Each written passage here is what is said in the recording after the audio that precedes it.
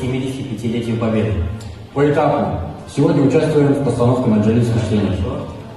А к 50-летию КамАЗ у нас все готово. Экскурсию на завод согласовали. Это, Хаким Иванович, посмотрите наш сценарий к празднованию столетия СССР. Уважаемые родители, я ознакомился с результатами наших детей, посмотрел самый последний выпуск нашей газеты. У наших детей самые лучшие результаты. И вы по итогам года самый активный класс. Как не вам защищать нашу гимназию в конкурсе «Секреты дружного класса»? Главное, вместе.